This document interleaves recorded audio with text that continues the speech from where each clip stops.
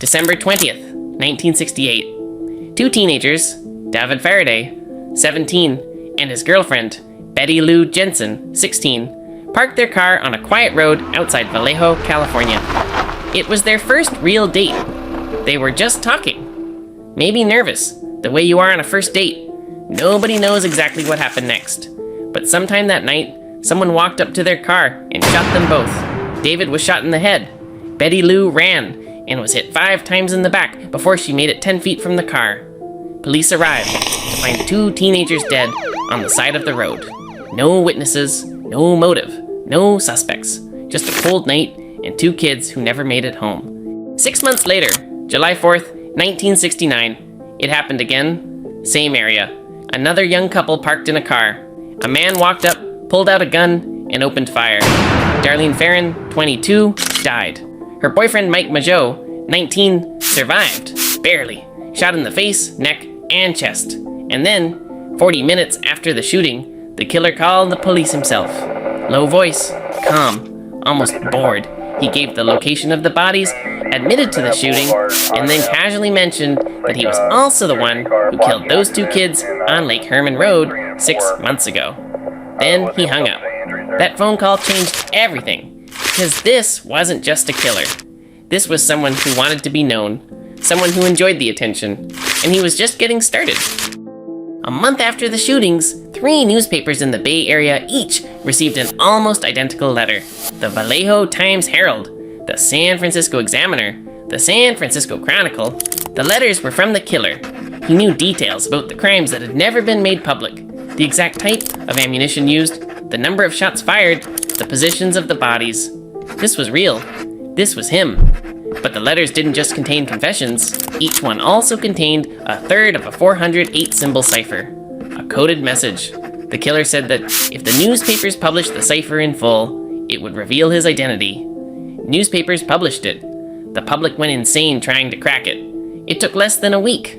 A couple, Donald and Betty Harden, both school teachers, solved it from their kitchen table.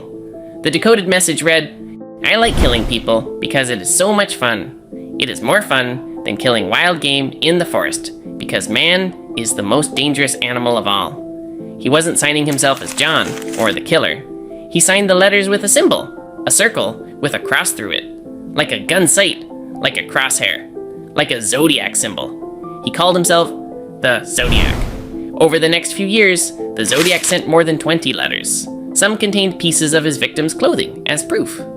One contained a piece of a cab driver's blood-soaked shirt. Some threatened to blow up school buses full of children. Some were just taunts, mocking the police for not catching him, keeping score like it was a game. One letter read, Zodiac equals 13, SFPD equals 0. He was keeping score, and he was winning. Between the summer and fall of 1969, the Zodiac attacked 3 more times. August 1969, Lake Berryessa, Napa County. Brian Hartnell and Cecilia Shepard were picnicking near the lake when a man approached them wearing a black executioner-style hood with the Zodiac symbol drawn on the chest. He tied them up, then stabbed them repeatedly. Brian survived. Cecilia didn't. Before leaving, the Zodiac walked over to Brian's car door and wrote the dates of his previous attacks in marker. Then calmly walked away. 2 hours later, same evening, he called the police from a payphone near the scene. Reported his own crime. Again. October 1969, San Francisco. A cab driver named Paul Stein picked up a passenger in downtown San Francisco.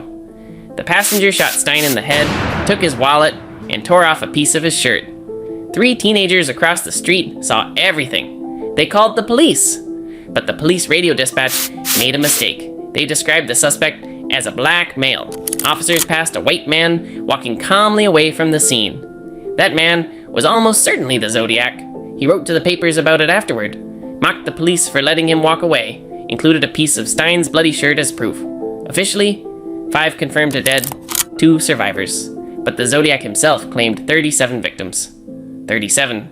And to this day, nobody knows if that's a lie, or if the real number is worse. The Zodiac sent 4 ciphers in total. Coded messages, some said they contained his name, his location, his motive.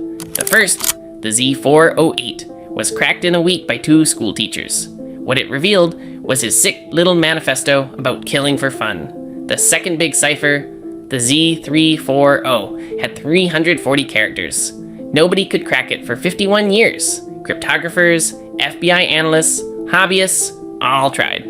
All failed. Then in 2020, a team of 3 amateur codebreakers, one from the US, one from Belgium, one from Australia, cracked it, using computer software and old-fashioned pattern analysis. The message read, "I hope you're having lots of fun and trying to catch me. I'm not afraid of the gas chamber because it will send me to paradise all the sooner because I now have enough slaves to work for me."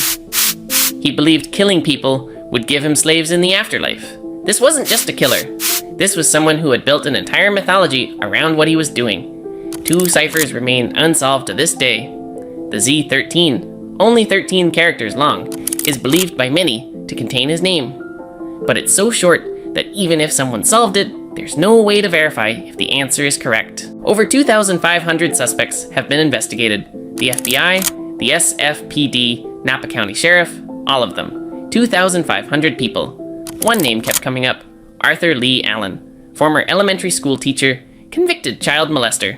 He lived near Vallejo, near the first crime scenes. Witnesses said he'd told friends he wanted to hunt humans. His watch brand? Zodiac. He owned the same type of gun. He wore rubber boots matching footprints at a crime scene.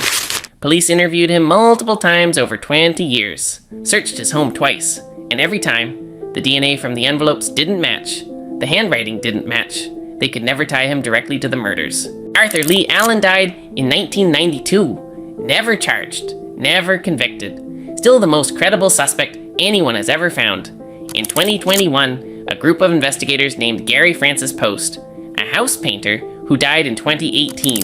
They claimed he had scars on his forehead, matching witness descriptions, and that anagramming letters from his name cracked one of the unsolved ciphers. Law enforcement looked at the evidence and rejected it. In 2025, a new DNA study claimed to have identified the killer, but the findings were disputed almost immediately by other researchers, and law enforcement declined to comment. More than 50 years later, over 2,500 suspects, millions of dollars spent, and the Zodiac is still nobody. The last confirmed letter from the Zodiac arrived at the San Francisco Chronicle in January 1974. After that, silence. Nobody knows why he stopped. Maybe he died. Maybe he was imprisoned for something else, and nobody made the connection. Maybe he just decided he was done. What's disturbing is this. He told us everything about himself, and we still don't know who he was. He sent letters for years. He taunted police by name. He described his philosophy, his motives, his beliefs about the afterlife. And somehow, despite all of that, he vanished completely. The Zodiac case is still officially open. The FBI still has it on their books. Somewhere out there might be someone who knows exactly who he was. A family member, a former neighbor, someone who noticed something and never said a word. If you want to go deeper on any part of this case, the ciphers, the suspects, the DNA evidence, drop a comment. I'll make a follow-up. And if you have a theory about who the Zodiac was, I genuinely want to hear it.